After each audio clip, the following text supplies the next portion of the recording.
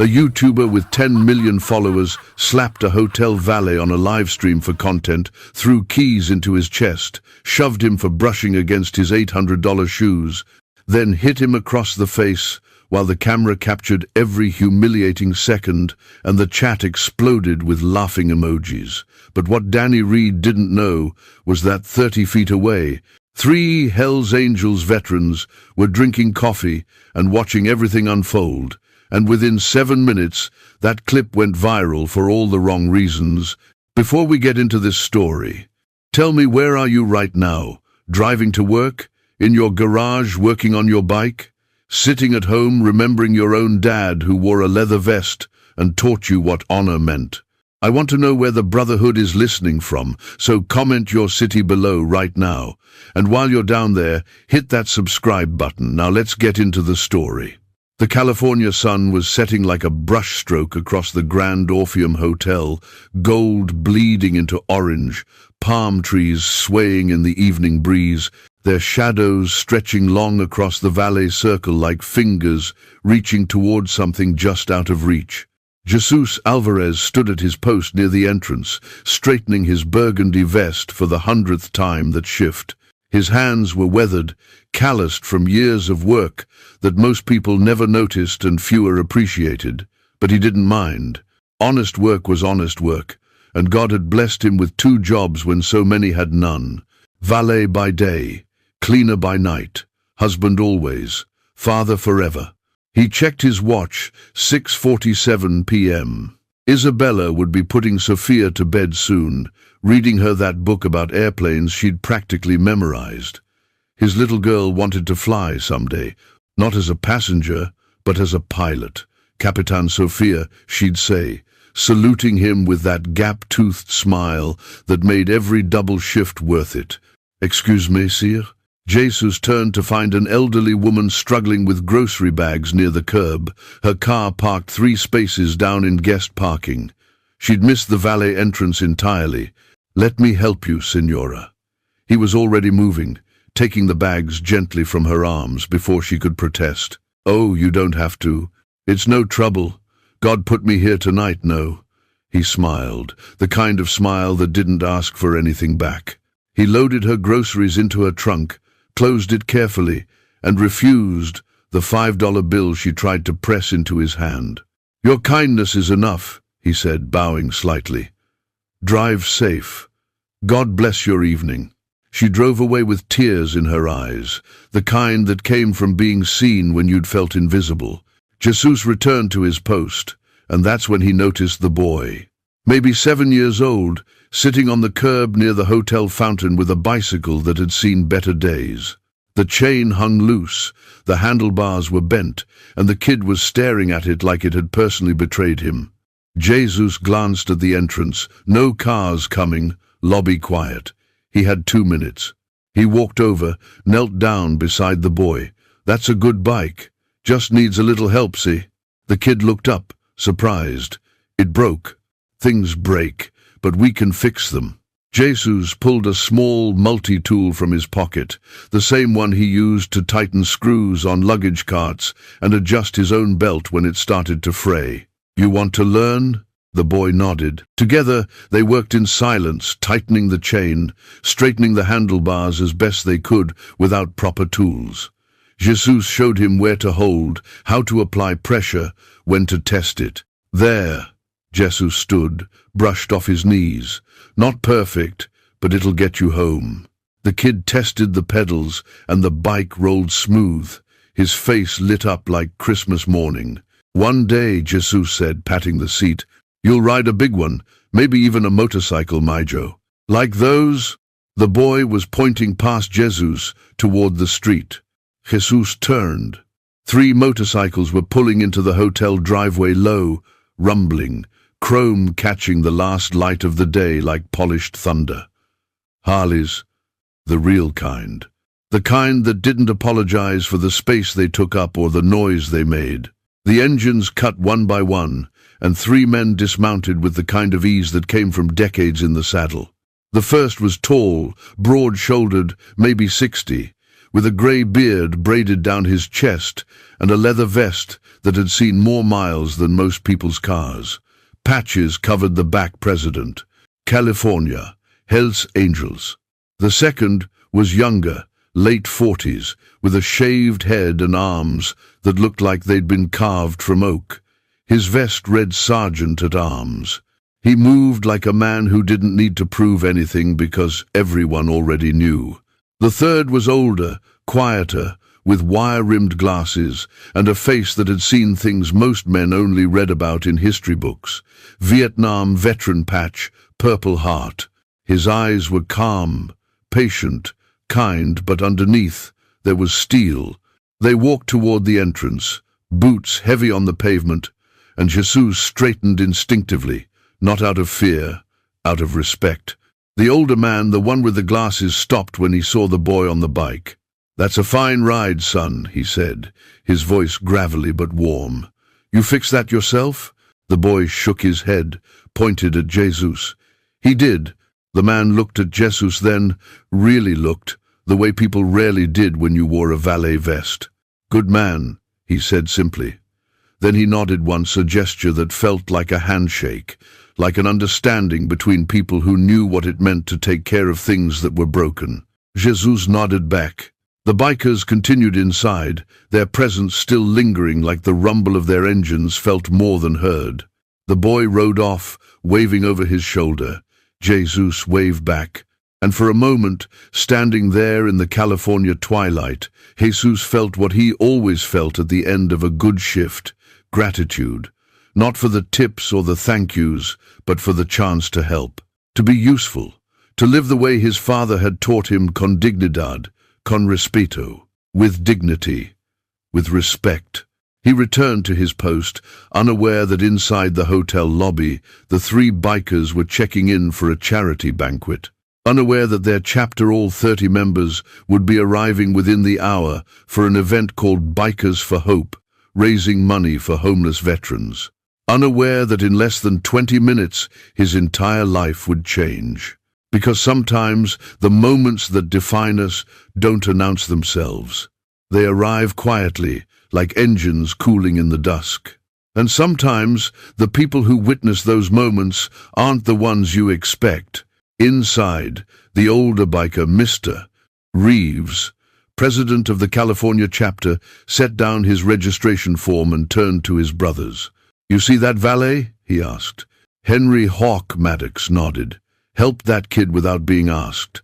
Foster Tank Jenkins grunted his approval. Good people still exist, just rare. Reeves looked back toward the entrance, where Jesus was greeting another guest with that same patient smile, that same quiet dignity. "Yeah," Reeves said softly. "They do." He didn't know why, but something told him to remember that face.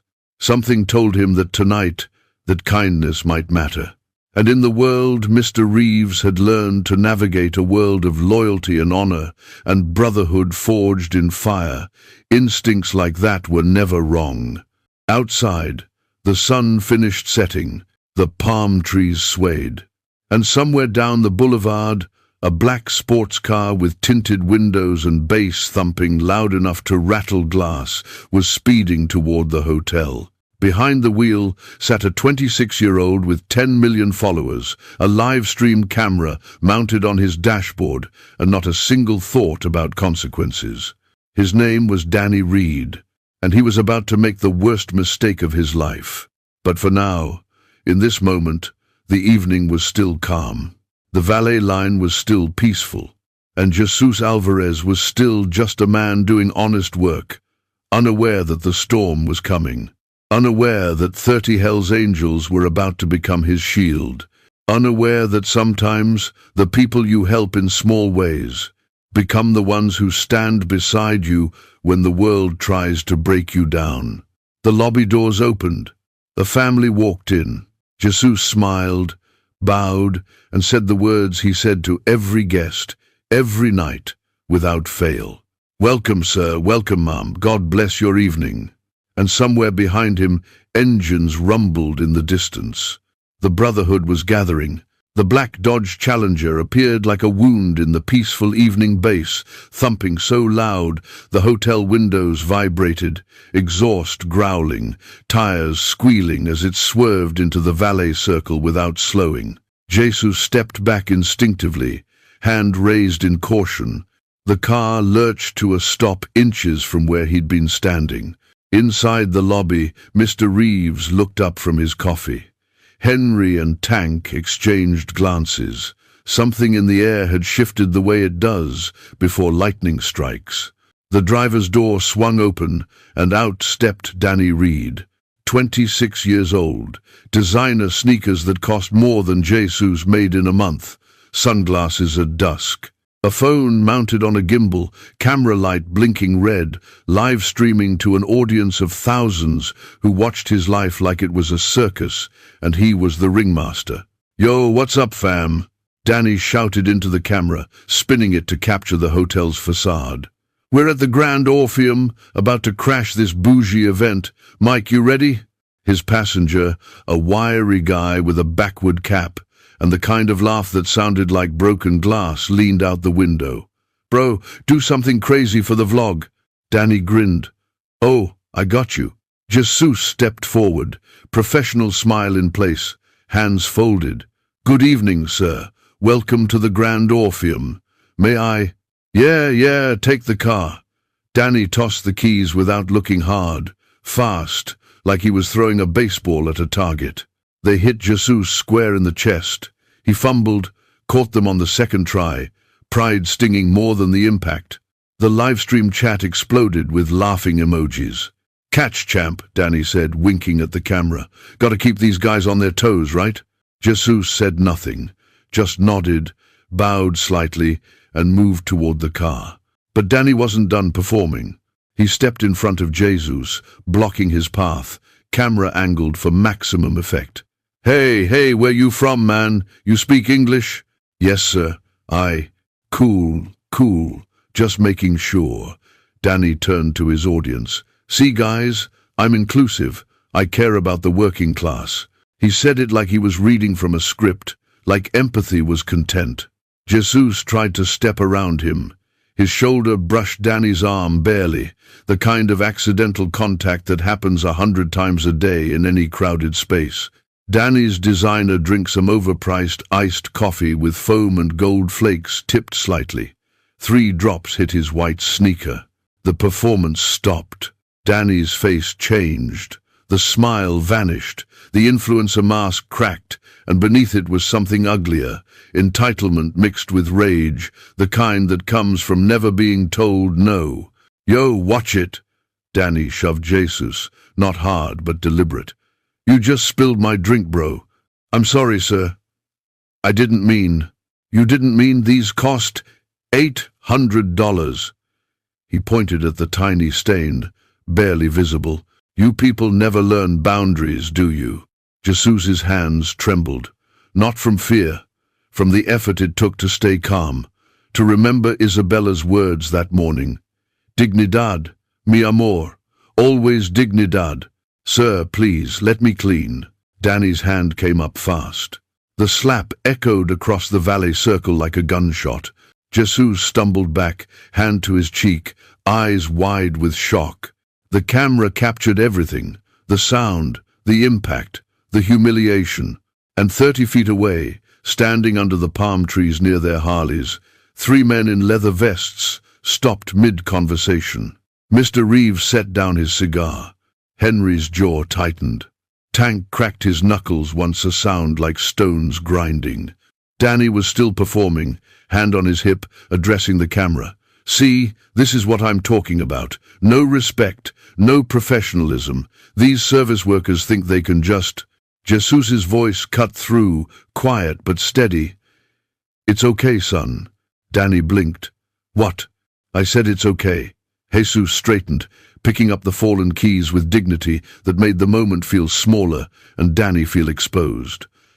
"I apologize for the inconvenience. I'll park your car now." He walked away, head high, cheek red, heartbreaking. And Danny turned back to his camera, laughing nervously, trying to recapture the energy.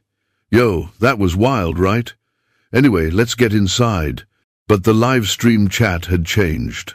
The emojis were gone.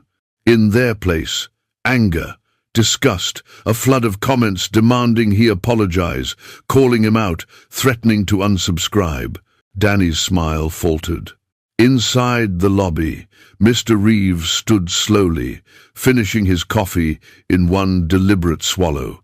"Tank," he said quietly. "Get the boys." "All of them?" "Every single one." Henry was already pulling out his phone, texting the chapter. The message was simple. "Grand Orpheum. Now. Dress code. Full colors. We've got a problem." Within minutes, engines began to rumble from every corner of the city.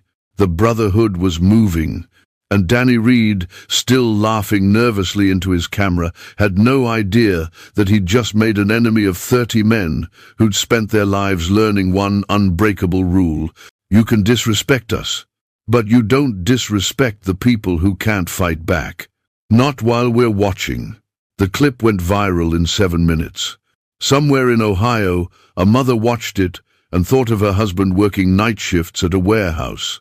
In Texas, a veteran saw it and remembered being spit on after coming home from Afghanistan. In New York, a teenager watched it and felt ashamed for every time he'd ignored the person cleaning his school's bathroom. The internet burned with righteous fury. But inside the Grand Orpheum Hotel, the response was quieter, colder, more deliberate.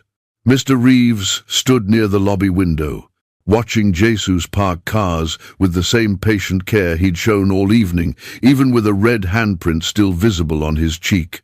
"He didn't fight back," Tank said, appearing beside him. "Not even a word." "That's called restraint," Reeves replied. "It's what separates men from boys." Henry joined them, phone in hand. "Chapters inbound. 27 confirmed. ETA. 10 minutes. "Good." Reeves turned from the window. "We don't move until everyone's here. This isn't about intimidation. It's about making a statement." "What kind of statement?" Tank asked. "The kind that reminds people what brotherhood looks like, what loyalty means, what happens when you mistake kindness for weakness." In the corner of the lobby, 3 older women guests attending the Bikers for Hope banquet had been watching. One of them, a silver-haired woman named Margaret, whose late husband had been a Marine, approached the bikers.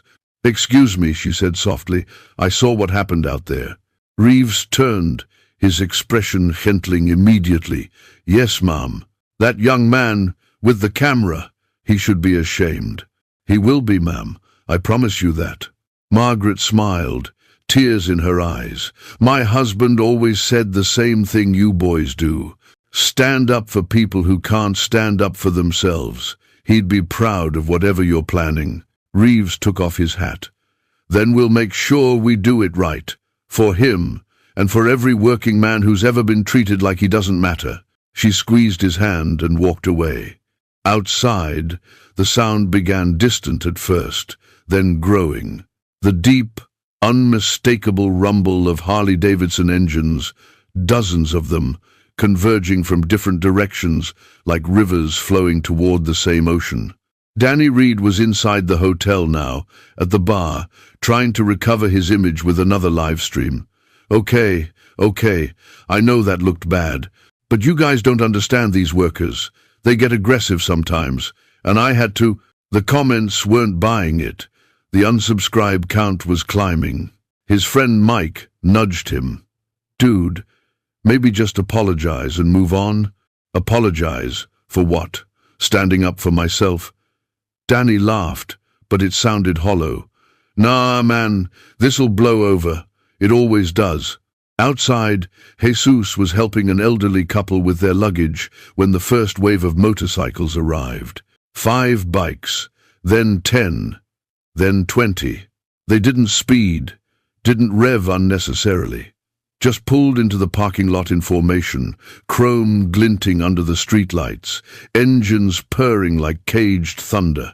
Each rider dismounted with the same practiced ease, men and women in leather vests, patches displaying chapters from across California. Some were gray-haired, some were young. All of them moved with the quiet confidence of people who'd earned every mile on their odometers. Tank walked out to greet them, shaking hands, exchanging nods. "Appreciate you coming." "What's the situation?" asked a woman named Rita, treasurer of the San Diego chapter. "Your text said dress code, full colors. That means it's serious." "Serious enough." Tank gestured toward the hotel. "YouTuber slapped a valet. On camera. For the views." Rita's expression darkened. "Where's the valet now?" "Still working. Still smiling. Still treating people with respect." "And the YouTuber?" "Inside. Getting his." By the time Mr. Reeves walked out, 30 Harleys were parked in perfect formation, a wall of chrome and leather and American iron that looked less like a parking lot and more like a battalion waiting for orders. Reeves stood before them, voice calm but carrying. "Most of you know me. Those who don't, I'm Reeves, California president. I didn't call you here for violence. I called you here for presence. To remind one loud-mouthed boy that actions have consequences, and to remind one quiet, hard-working man that good people still exist in this country." Someone in the back called out, "What's the play?" "We wait. Let him come out. Let him see what brotherhood looks like. Then we offer him a choice. Learn respect, or learn the hard way what it means to disrespect it." Heads nodded. No one argued. This was the code: justice without cruelty, power without abuse, strength in service. Inside the hotel, Danny finished his second cocktail and stood. "All right, Mike, let's bounce. This place is dead anyway." They walked toward the exit, Danny already composing his next post in his head, already dismissing the backlash as haters who didn't understand his brand. The automatic doors slid open, and Danny Reed stepped into a world that had fundamentally changed in the 30 minutes since he'd entered. The parking lot glowed red taillight LEDs reflecting off chrome, casting everything in the color of warning. 30 motorcycles, 30 riders, all facing him. Not a single engine running, just silence and presence. Danny's phone almost slipped from his hand. "What the—" Mr. Reeves stepped forward, boots heavy on pavement, eyes steady. "Evening, son," he said. "We need to talk." Danny's first instinct was to laugh. His second was to film. He raised his phone, camera light blinking on.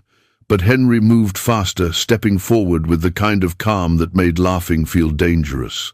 "Turn it off," Henry said. "Not a threat, a fact." "Bro, this is public property. I can film whatever. You can." Henry stopped 3 feet away. "But if you're smart, you won't." Something in his tone made Danny's thumb hesitate over the record button. Mike had already taken 2 steps back, suddenly very interested in the ground. Mr. Reeves approached slowly, hands in his pockets, the kind of body language that looked casual but wasn't.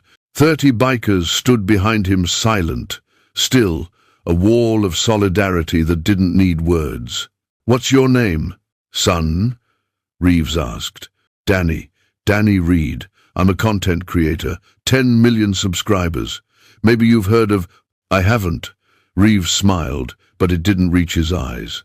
"And after tonight, a lot fewer people will have heard of you either, unless you make better choices in the next 5 minutes. Danny's bravado flickered. "Look, if this is about that valet guy, it was just— His name is Jesus." Tank's voice came from the left, deep and deliberate. "Jesus Alvarez, father, husband, works 2 jobs, immigrated legally, pays his taxes, treats every person he meets with respect." He stepped closer. "And you slapped him on camera for 800 views.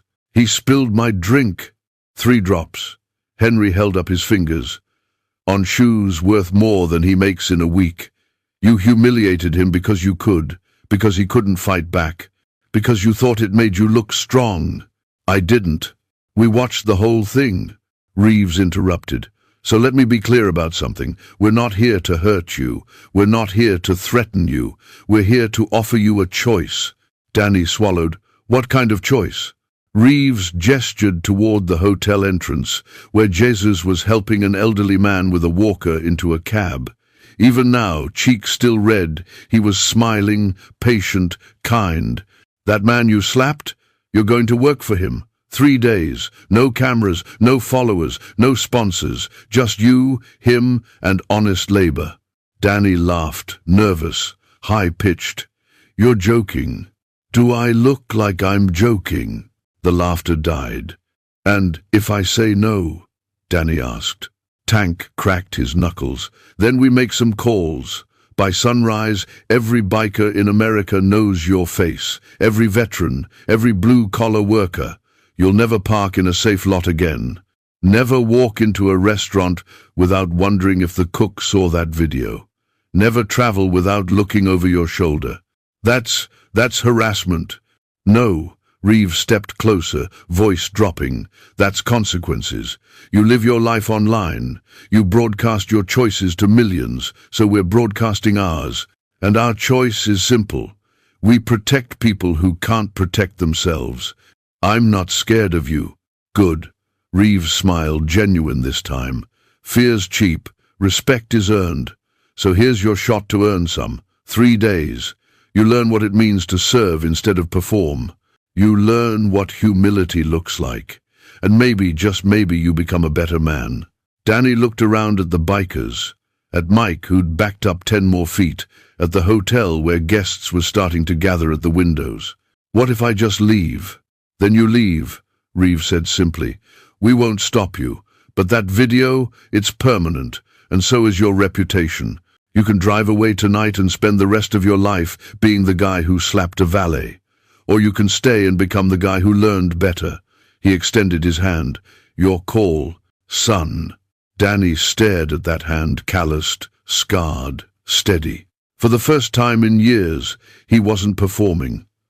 Wasn't thinking about views or likes or virality. He was just a kid from suburban California realizing that the real world had rules his algorithm couldn't protect him from. 3 days, he said quietly. 3 days. Danny shook Reeves's hand. The grip was firm, certain, and strangely comforting, like being caught before you hit the ground. Reeves turned to Jesus, who'd been watching from the entrance with confusion and concern. "Sir," Reeves called out, "could you come here, please?" Jesus approached slowly, eyes moving between the bikers and Danny. "Is there a problem?" "No problem." Reeves put a hand on Jesus's shoulder. "This young man has something to say to you." All eyes turned to Danny. He wanted to make an excuse, wanted to justify, wanted to perform one last time. Instead, he heard himself say, "I'm sorry for hitting you, for disrespecting you, for everything."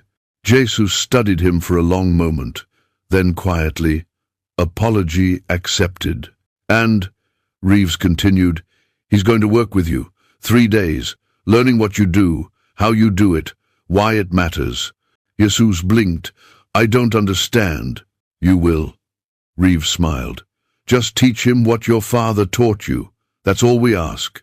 Jesus looked at Danny, really looked, and saw something the cameras never captured. Fear, shame, a boy pretending to be a man finally realizing he'd been caught. "Okay," Jesus said softly. "Tomorrow, 6 a.m. Don't be late." Danny nodded, throat tight. The bikers began mounting their motorcycles, ritual, precise, like a ceremony. Engines rumbled to life, 30 voices harmonizing into a sound that felt less like noise and more like a promise. We were here. We saw. We acted. As they rode away, Mr. Reeves paused beside Jesus. "Thank you," he said. "For what?" "For showing us that dignity still exists, even when people try to take it from you." He tipped his hat. "Your father would be proud." Then he was gone, disappearing into the California night with his brothers and sisters, leaving behind only the echo of engines and the faint smell of leather and oil. Danny stood in the parking lot, watching them go, feeling the weight of 30 pairs of eyes even after they'd vanished. Mike finally approached. "Dude, what just happened?" Danny didn't answer, because for the first time in his entire online life, he didn't have words. Just the certain knowledge that tomorrow morning at 6 a.m. his real education would begin. Danny Reed arrived at 6:03 a.m. wearing designer joggers and a shirt that cost more than Jesus's weekly grocery budget. Jesus handed him a uniform without comment, burgundy vest, black slacks, white shirt, bathrooms inside, change, then meet me by the east entrance. Do I get to keep my phone? No cameras. That was the deal. Danny hesitated, then handed it over like he was surrendering a limb. When he emerged 10 minutes later, the uniform hung awkwardly on him, too tight in the shoulders, too loose in the waist. He looked exactly like what he was, someone pretending to belong. First rule, Jesus said, adjusting Danny's vest.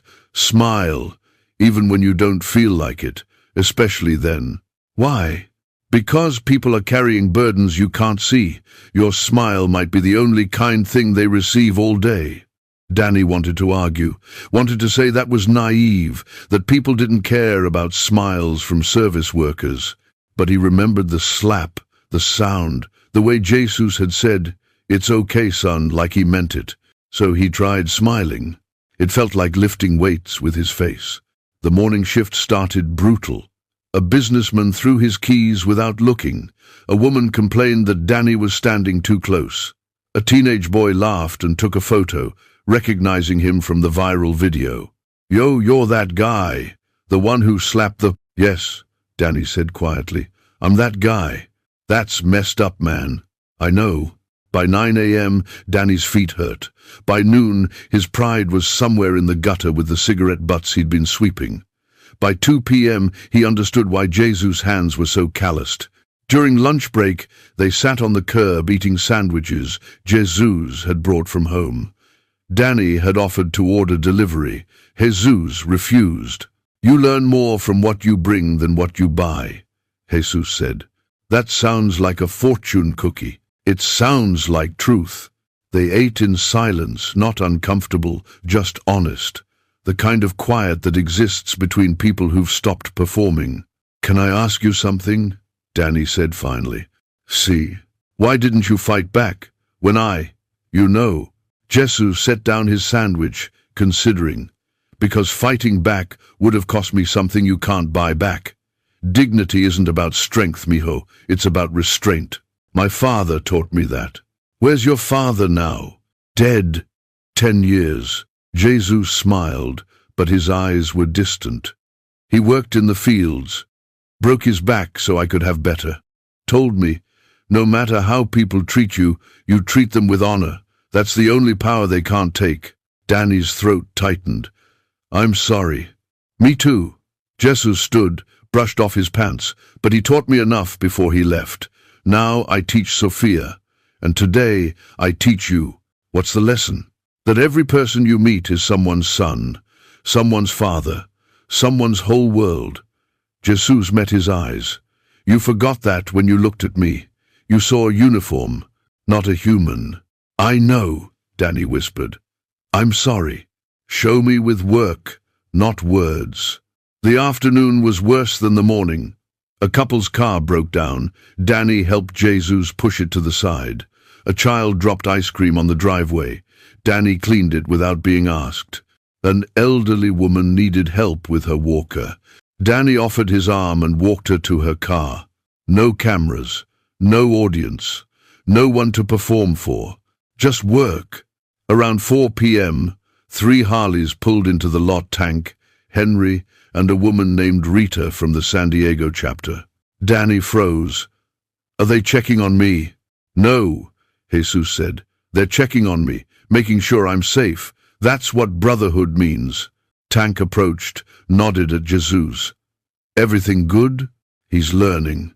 Tank looked at Danny, sweaty, exhausted, humbled. "You saw, kid. Everywhere." "Good. That means you're working." Tank almost smiled. "Keep going." They stayed for coffee with Jesus, talking about the charity ride next week, about Rita's daughter starting nursing school, about Henry's new grandkid. They didn't acknowledge Danny except to exist around him, showing him what real community looked like. When they left, Danny asked, "Do they do this every day? Just check on people." "Every day," Jesus confirmed. "They protect. They serve. That's the code." "I thought bikers were supposed to be dangerous." "They are, to people who hurt the innocent, to people who mistake kindness for weakness." Jesus handed Danny a towel. "You learned that the hard way." By the time the shift ended at 6 p.m., Danny could barely stand. His designer joggers were grass-stained, his hands were blistered, his back ached. But something else had shifted. He'd felt it around 3 p.m., when he'd helped an older man carry groceries, and the man had said, "Thank you, son. God bless you." Not "thank you for the content." Not "tag me in your post." Just "thank you." "Same time tomorrow," Jesus said. "I'll be here." "And Danny? Yeah?" Jesus smiled, the kind that reached his eyes. "You did good today, better than I expected." It was the first genuine compliment Danny had received in years that wasn't followed by an ask for followers or a sponsored link. He drove home in silence, phone still turned off, and realized something that should have been obvious. He'd spent 10 years building an audience, but he'd never once built a life. Tomorrow, he'd start learning the difference. Day 2 started with rain, the kind that turned California roads into rivers and tested everyone's patience. Danny arrived at 5:50 a.m., 10 minutes early, wearing the same borrowed uniform. Jesus raised an eyebrow. "You're learning." "Trying to." The morning was chaos. Guests complaining about wet seats, cars hydroplaning in the driveway, a fender bender blocking the Valet entrance that took 40 minutes to clear. Danny worked through all of it without checking his phone once. Around 10 a.m., a silver Lexus pulled up. The driver, a woman in her 60s, with kind eyes and a Purple Heart bumper sticker, smiled at Jesus. "Morning, Jesus." "Morning, Mrs. Chen. How's your son?" "Still deployed, Iraq. 6 more months." Her smile faltered. "But he's safe. That's what matters." After she left, Danny asked, "You know all your customers?" "The regulars, yes. Mrs. Chen's been coming here every week since her husband passed. Vietnam vet. She eats lunch alone and writes letters to her son." Jesus paused. Knowing people's stories makes the work mean something. At lunch, instead of sitting apart, Danny found himself asking questions about Isabella, about Sophia's dream of flying, about the immigration journey that had brought Jesus's family here 20 years ago. "We came with nothing," Jesus said. "My father carried 1 suitcase and a Bible, told me, America will test you, but if you work hard and treat people right, it will give you a chance." He was right. "Do you ever regret it? Coming here?" "Never." Jesus's voice was firm. "This country gave my daughter a future, gave me work, gave me dignity. People forget, immigrants don't come to take, we come to build." Danny looked down at his hands, blistered, dirty, real. "I never thought about it that way." Most people don't, until they have to. That afternoon, 3 motorcycles pulled into the lot again, but this time it wasn't a check-in. Mr. Reeves dismounted, followed by 2 other riders. Behind them, a pickup truck with a trailer carrying bicycles, dozens of them, all sizes, some new, some refurbished. "Jesus," Reeves called. "Need a hand." "What's this?" "Community ride." Reeves smiled. "Every month, we fix bikes for kids who can't afford them, teach them basic maintenance. Today's the day." He looked at Danny. "You too, kid. You're part of this now." For the next 3 hours, the hotel parking lot transformed.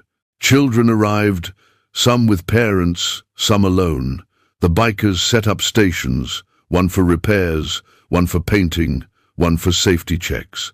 Jesus helped a little girl adjust her training wheels while her mother watched with tears in her eyes. "I couldn't afford a new bike," the mother said quietly. "Thank you. That's what family does," Rita replied, tightening a chain on another bike. "Takes care of each other." Danny found himself holding tools for Tank, learning how to true a wheel, watching as a 7-year-old boy's face lit up when his bike was declared road ready. "This is what you do?" Danny asked Tank. "Fix bikes?" "Among other things," Tank smiled. "Feed the homeless on Thursdays. Visit vets in the hospital on Sundays. Escort women who've been threatened by ex-partners. Whatever the community needs." "Why?" "Because we can." Tank handed him a wrench. "And because people need to see that strength isn't just for protecting yourself, it's for protecting others." Henry appeared beside them, carrying a cooler of water bottles. "You know what people think when they see us? They see leather and tattoos and assume danger.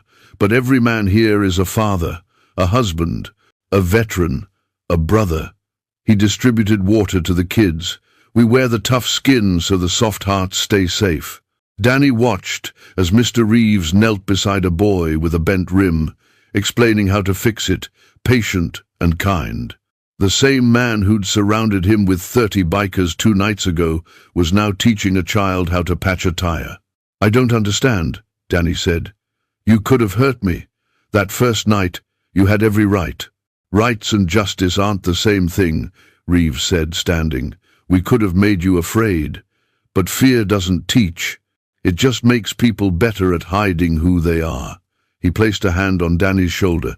"We wanted to teach you who you could become." By the time the event ended, 23 kids rode away on bikes, some for the first time. Their parents thanked the bikers with hugs, with tears, with promises to pay it forward. Danny stood in the middle of the parking lot, surrounded by tools and tire pumps and the echo of children's laughter, and felt something crack open in his chest. Not his pride this time. Something deeper. "You okay?" Jesus asked, appearing beside him. "I've spent 10 years filming my life, building an audience, chasing numbers." Danny's voice was thick. "But I've never done anything that mattered, not like this." "Then, start now." "How?" Jesus smiled. "One act of kindness at a time. No cameras, no credit, just good." That night, Danny went home and opened his laptop. His subscriber count had dropped by 200,000. Brands were pulling sponsorships. His comment sections were graveyards. But for the first time in years, he didn't care. Because he'd spent the day learning what it meant to be part of something bigger than views. He thought about Sophia's dream of flying, about Mrs. Chen writing letters to her deployed son, about the 7-year-old riding away on a refurbished bike that had been built by men in leather vests who called each other brother.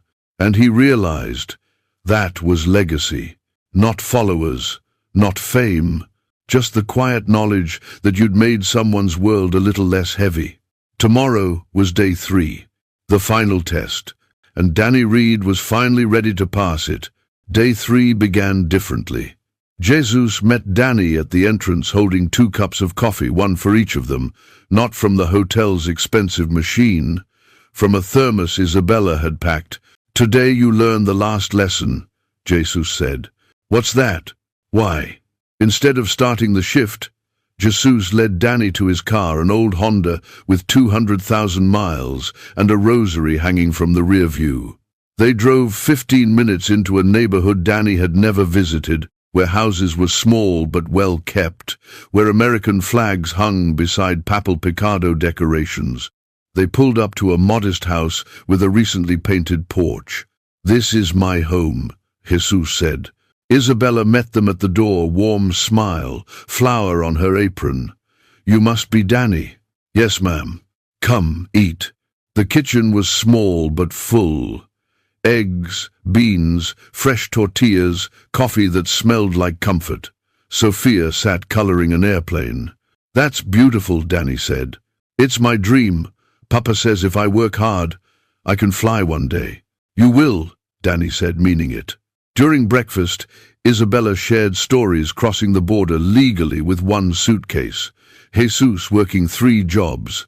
Sophia born in a county hospital where nurses held Isabella's hand even through the language barrier. After breakfast, Danny noticed a photo. Jesus shaking hands with Mr. Reeves. 3 years ago, Jesus explained. Sophia needed heart surgery. We had insurance, but not enough. The bills. He paused. One day Mr. Reeves appeared at the hotel. Said he'd heard. Next week, the Angels organized a fundraiser ride.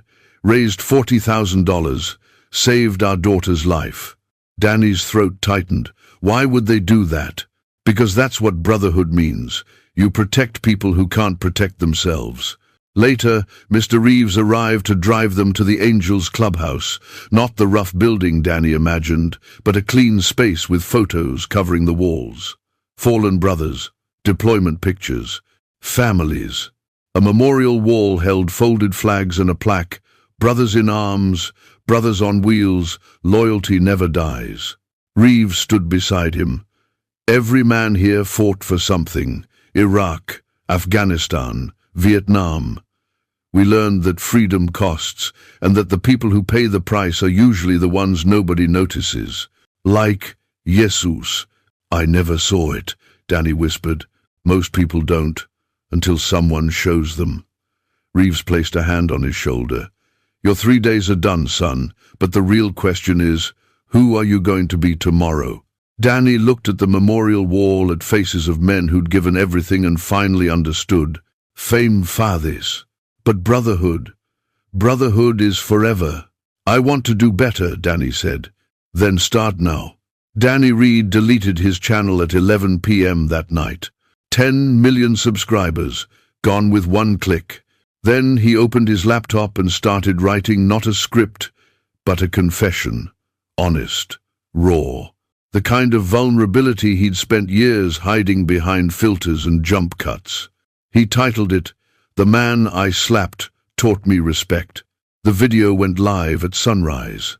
No music, no editing, just Danny, sitting in his apartment, telling the truth. He talked about the slap, about Jesus's restraint, about 3 days of work that broke his pride and rebuilt his perspective, about bikers who could have destroyed him but chose to teach him instead. I spent 10 years building fame, he said to the camera, but I never built character. These men, these brothers, showed me the difference. So I'm done performing. I'm done pretending. If you want to follow this journey, great. If not, I understand. But from now on, I'm living for something bigger than views. He ended with an announcement. He was donating $50,000 to Bikers for Hope, and he was organizing a fundraiser ride for underpaid service workers, valets, cleaners, kitchen staff. He called it the Valet Ride. The video went viral for different reasons this time. Comments flooded in not hate, but hope. People sharing their own stories of humility learned the hard way. Veterans thanking him for honoring the brotherhood. Parents saying they'd show the video to their kids. Within 48 hours, the fundraiser had raised $200,000. A week later, Danny stood in the Grand Orpheum parking lot beside Jesus, watching as 75 motorcycles lined up for the inaugural Valet Ride. Bikers from 5 chapters, veterans, families, even Mrs. Chen riding passenger behind Rita. Mr. Reeves addressed the crowd, voice carrying over the rumble of idling engines. We ride today for every person who works in the shadows, every immigrant chasing the American dream, every father working 2 jobs, every mother holding her family together with grace nobody sees. He looked at Danny. And we ride because one young man had the courage to admit he was wrong, and the humility to learn better. The engines roared. Danny climbed onto the back of Tank's bike, helmet on, no camera in sight. As they pulled onto Pacific Coast Highway, chrome glinting in the California sun, flags whipping in the wind, he looked back once. Jesus stood with Isabella and Sophia, waving. In Sophia's hands, a small toy motorcycle Danny had given her that morning, engraved with 2 words, Dream Higher. The convoy disappeared into golden light, and for the first time in his life, Danny Reed understood what it meant to be part of something that mattered. Not because it was filmed, but because it was real.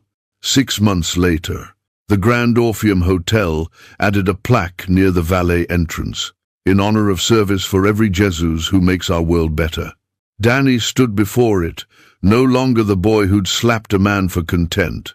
His channel had been rebuilt smaller now, focused on stories of working-class heroes, veteran interviews, immigrant journeys, real people, real struggles, real hope. His subscriber count was 300,000, a fraction of what it had been, but every single one mattered.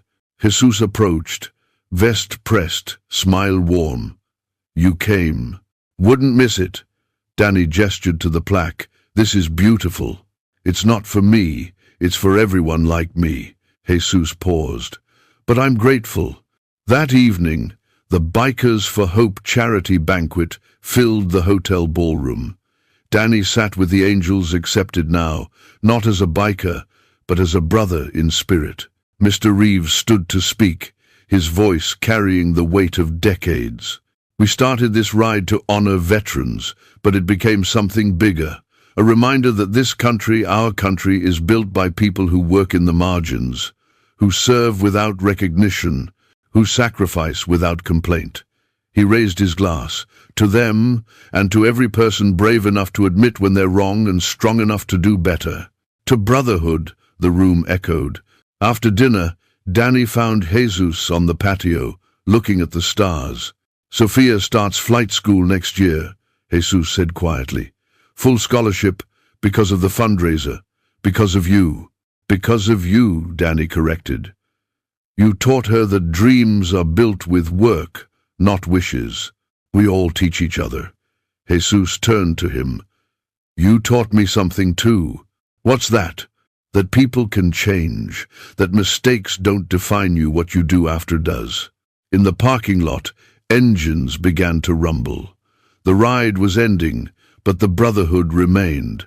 Danny shook Jesus's hand, the same hand he'd once disrespected, now the hand that had rebuilt him. "Thank you," Danny said.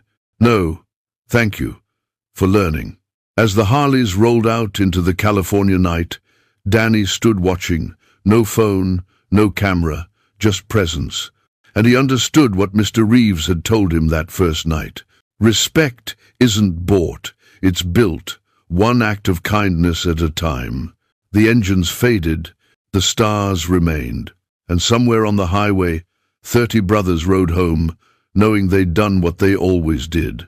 Protected the good, taught the lost, and reminded America that beneath the leather and chrome and thunder, there beat hearts that still believed in justice, loyalty, and the simple truth that how you treat people when nobody's watching is the only measure that matters. Fame fades, but brotherhood rides forever. If you believe respect still matters in this world, if you believe working people deserve dignity, that bikers are guardians, not outlaws, that one act of kindness can change everything, ride with us. Hit that subscribe button and join the brotherhood.